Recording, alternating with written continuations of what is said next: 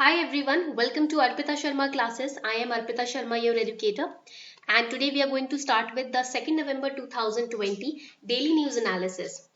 So we are going to analyze the most important current affairs from the Hindu newspaper, and also we are going to analyze two editorials today. आज की class में हम दो editorials भी analyze करने वाले हैं और हिंदू न्यूज़पेपर को भी analyze करने वाले हैं, ठीक है। अब आज के जो क्लास का पीडीएफ होगा वो आपको टेलीग्राम चैनल पे मिल जाएगा. You will get the PDF of the class on a Telegram channel. So without any delay you can download the PDF from the channel and the link is given below in the description box. Name of the telegram channel is Simplifying UPSC with Ease. Now I'm expecting that you are making notes simultaneously in the class. आप class में ही note simultaneously बना रहे हो, ऐसा मैं आपसे expectations रखती हूँ. Because if you are waiting for the PDFs और if you are waiting for the other notes and resources on current affairs from the Hindu newspaper, then that is a waste of time. You have to make notes simultaneously. You have to save your time. Okay. Also, here's a small announcement. आप सभी के लिए एक छोटी सी announcement है, very wonderful announcement. The Magna Carta series of Indian polity for UPSC CSE. Atish Mathur has started this series wherein you will be getting free classes on Indian polity, right? Now, why should UPSC aspirants watch this series? Because it is for Indian polity wherein everything you need to know for prelims examination will be delivered in a very concise, in a very conceptual and structured manner. And this series has been strategized and smartly prepared by Unacademy's top educator, Mr. Atish Mathur. Over here you can see these will be the content of the series: basic principles, preamble, features, territory, citizenship, fundamental rights, DPSP, fundamental duties, president, governor. All these chapters have been covered by Atish Mathur. ये सारे chapters Indian polity के Atish Mathur sir ने cover किए हैं and all these lectures are for free. You can watch them for free. They are not paid classes. ये paid classes नहीं है. They are not paid classes. There are free there are free lecture series for Indian polity and the link to watch these classes is given below in the description box. ये classes देखने का जो link है ना, free lectures देखने का link description box में easily दिया हुआ है. वहां से आप क्लिक करोगे वीडियो के नीचे जो लिंक दिया है और वहां से आप फ्री क्लासेस देख सकते हो. So you can now strengthen up your Indian polity preparation as well. Now starting with the first important news, local visitors fill tourist space in Kaziranga. So the pandemic, very domestic and foreign tourists have largely avoided Kaziranga National Park and Tiger Reserve, where elephant safari began on Sunday. So elephant safari has started in the Kaziranga National Park and Tiger Reserve, but the tourist inflow of tourists was very less. तो हुआ क्या कि जो Kaziranga national park में elephant safari शुरू तो हो गई है, बट टूरिस्ट बहुत कम देखने को मिले because of this pandemic. The Kaziranga National Park and Tiger Reserve is the world's safest address for the one-horned rhinoceros, which reopened on October 21st.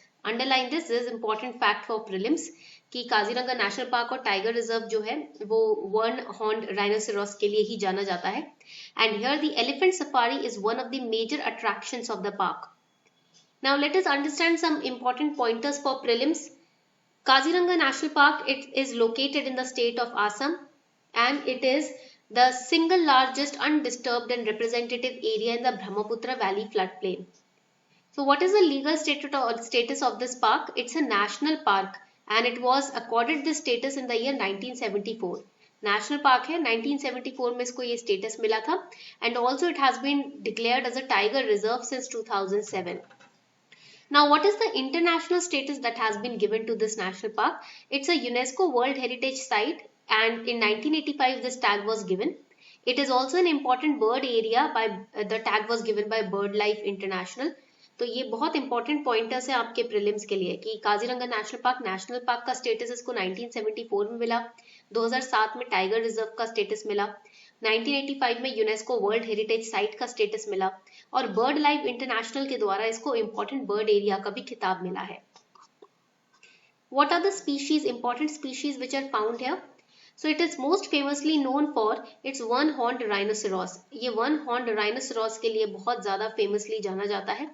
And Povitora Wildlife Sanctuary also has the highest density of one-horned rhinos in the world and second highest number of rhinos in Assam after Kaziranga National Park.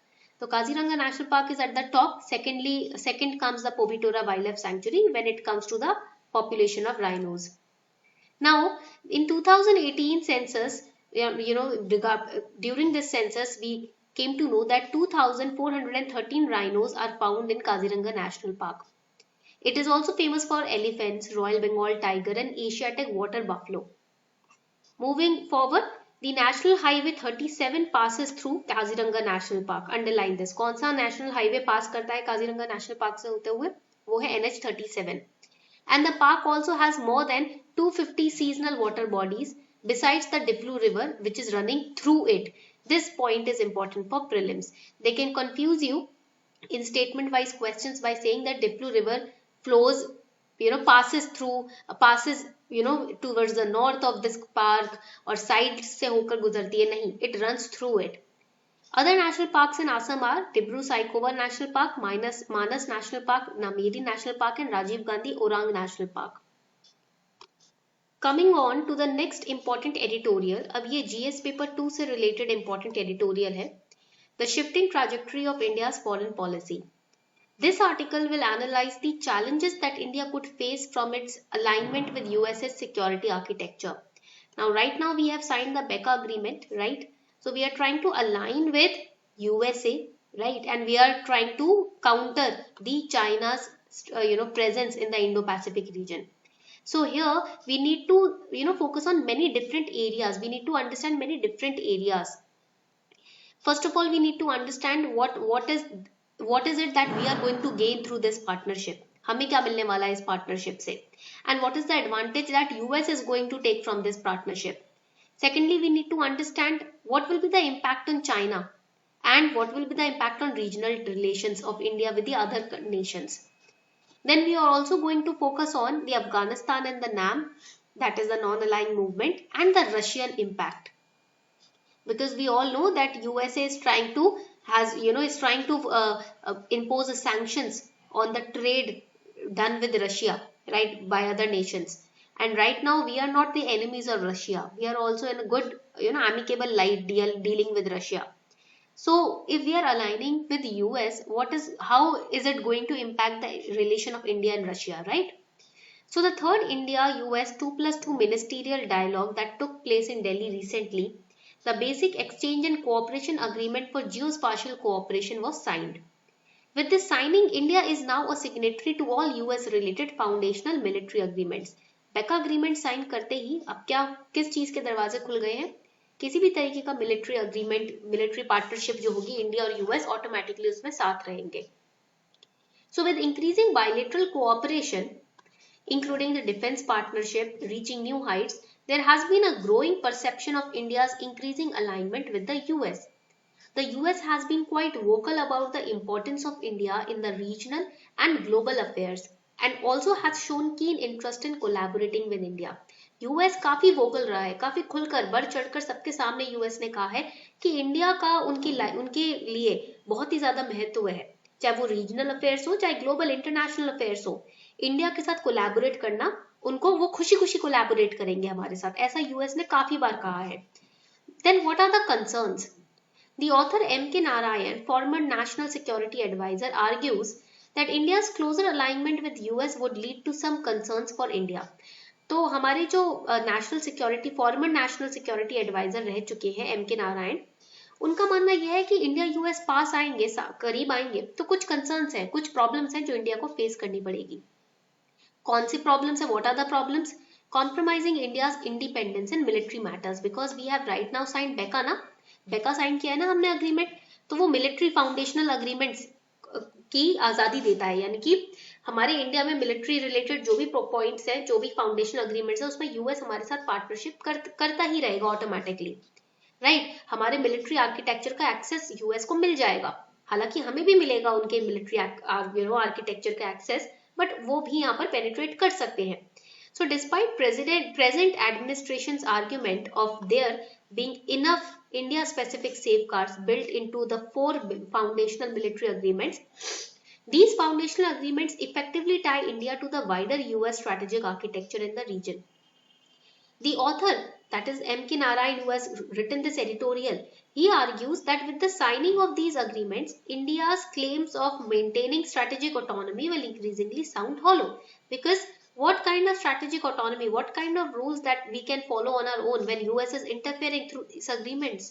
US already he in agreements के द्वारा हमारे military architecture में penetrate कर रहा है, तो किस बात की ऑटोनॉमी रह जाएगी, किस बात के अपने रूल सिर्फ अपने मन से हम बना सकते हैं जब यूएस कभी दखलंदाजी रहेगी? US can also interfere. So previous governments had resisted attempts to get India to sign these agreements on the ground that it would compromise India's security and independence in military matters. If another country that is superpower like US is trying to interfere now through these agreements officially in our military agreements, military matters, then what autonomy would be left with India? The next point is necessitates two-way information exchange. The latest BECA would no doubt provide India with access to highly classified information, but it would also require India to share some sensitive information. भले ही हम उनके architecture में भी interfere कर सकते हैं, उनके architecture में भी हमें एक्सेस मिलेगा, but still we also will have to share our sensitive information with US.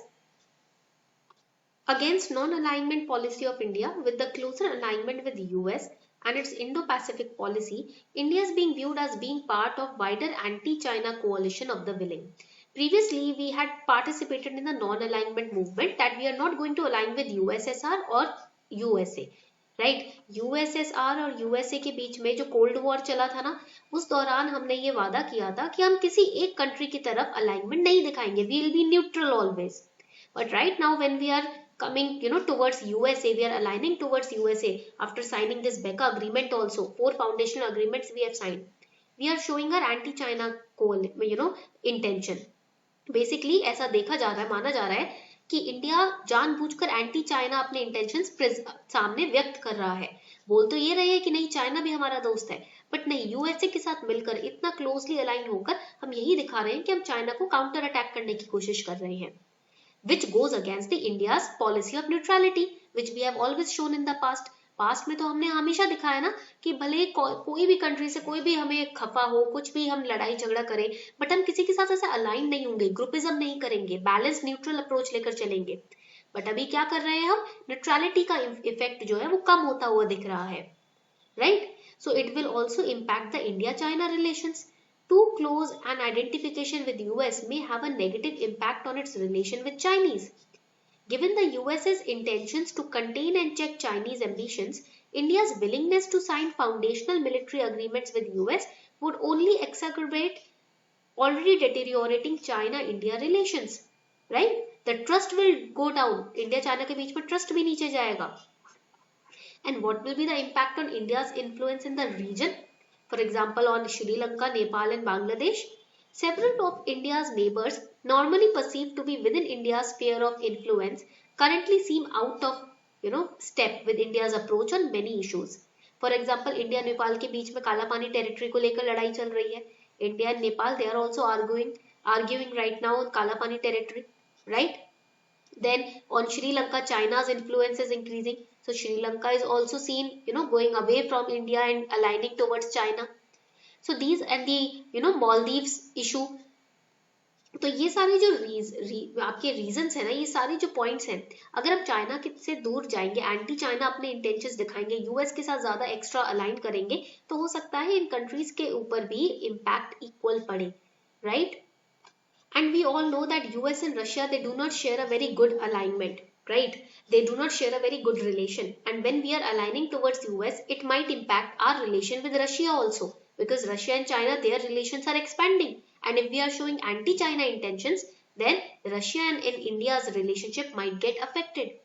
So these are the effects. Now, whenever you sign, you study about any agreement being signed with India and the other nation, you need to look into all these aspects.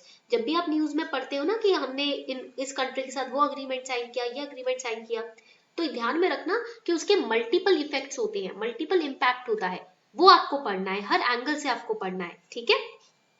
The next editorial, a secure future for platform workers.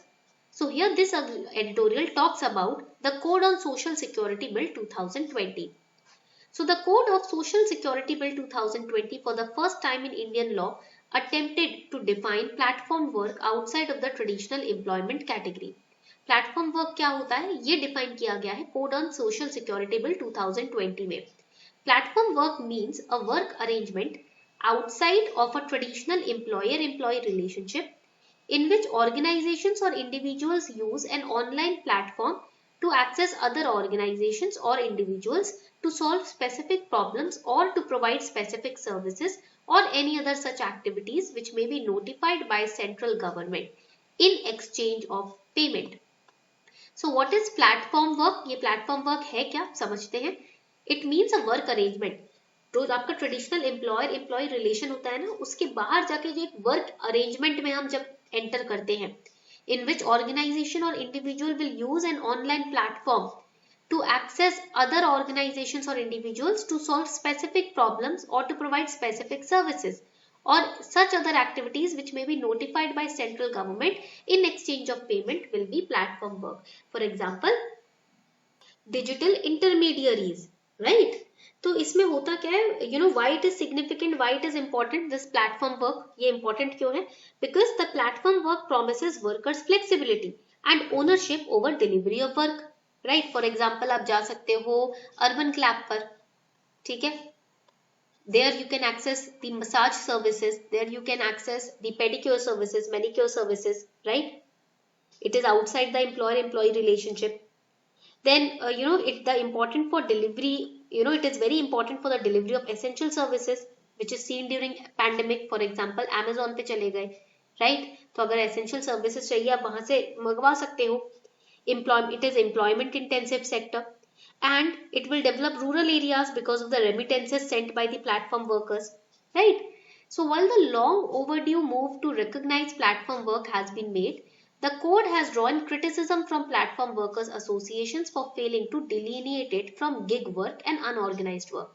Right now, what has been criticized is that you have defined the platform work, but you have not separated it from gig work or unorganized work. Still, platform work is under the unorganized sector, and the workers, they are criticizing this point. Workers का मानना यह है कि platform work definition डालकर आपने इस code में बहुत हम पर बहुत कृपा कर दी, बट आपने एक चीज नहीं करी जिससे अभी भी दुर्गति है इस सेक्टर में. आपने हमें अभी भी अनऑर्गेनाइज्ड वर्क और अनऑर्गेनाइज्ड प्लेटफॉर्म पे ही डाला हुआ है.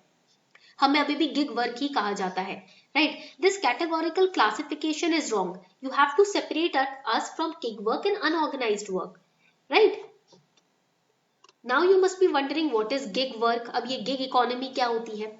So a gig economy is a free market system in which temporary positions are common and organization contract with independent workers for short term engagements, right?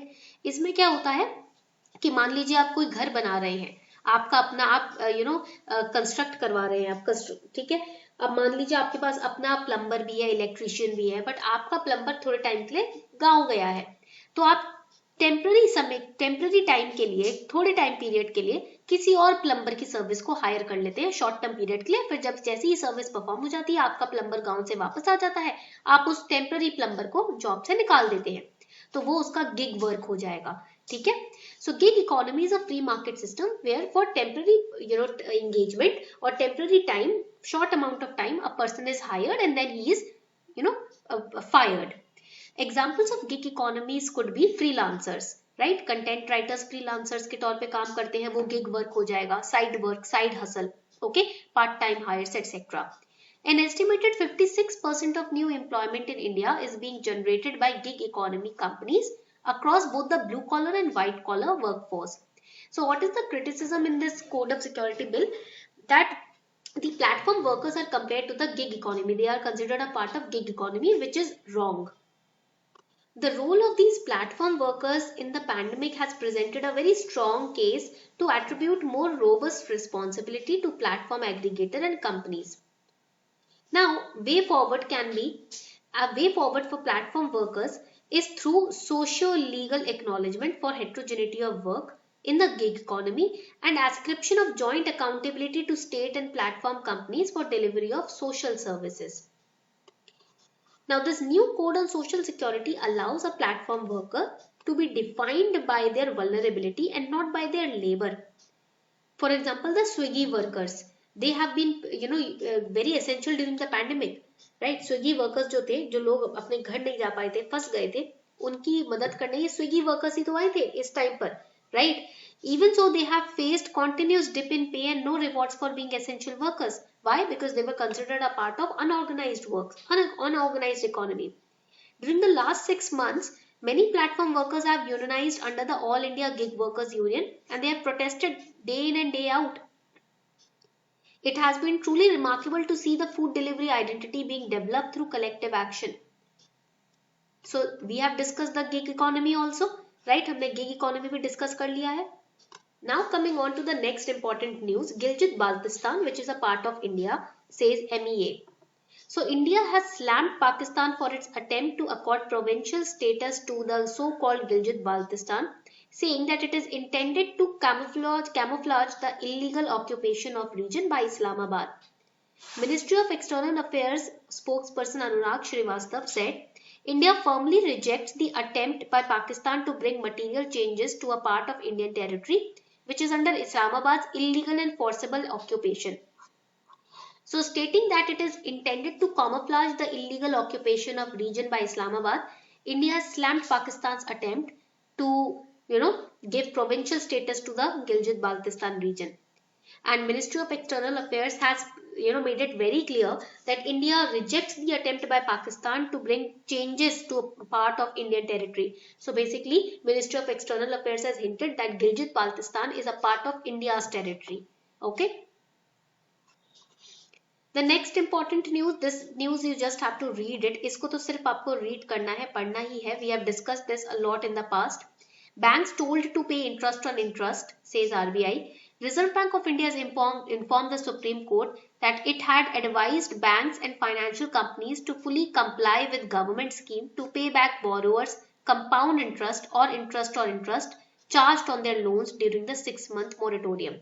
6 महीने के मोरेटोरियम के दौरान interest के ऊपर जो इंटरेस्ट कंपाउंड लगा रहे थे बैंक्स, आरबीआई ने निर्देश दिया है बैंक्स को कि आप वो borrowers को वापस करोगे. You are going to return it back to the borrowers, right? So that the stress on them will loosen up, which was caused during the lockdown because of the pandemic. The next important news, 3 new Rafale jets to fly non-stop from France to India. The Rafale fighter jets of Indian Air Force are scheduled to arrive in India, flying non-stop from France. India has contracted 36 Rafale multi-role fighter jets from France in a flyaway condition. As per the IGA Intergovernmental Agreement, which was signed in 2016, the deliveries begin 36 months from the signing of the contract and would be completed in 67 months. Here you have to study about the Rafale fighter jets. यहाँ पर आपको Rafale fighter jets के बारे में पढ़ना है, ठीक है?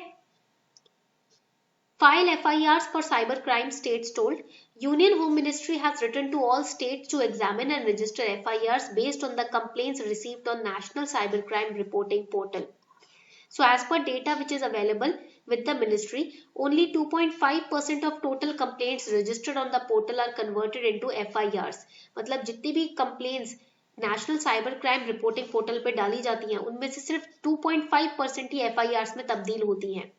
Since its launch last year, portal has received 2 lakh complaints, right? But FIR has been recorded only in 5,000 cases.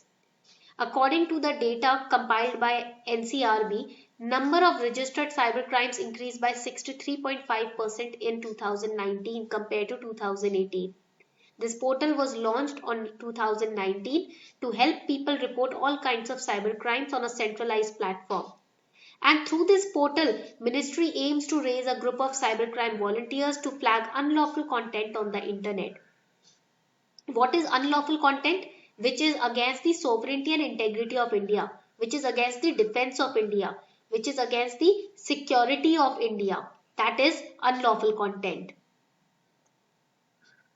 So this was all for today. I hope you enjoyed today's class. I hope आपको आज की class अच्छी लगी हो. Also, do not forget to watch the free classes on Indian polity by Atish Mathur. The link is given below in the description box. Thank you.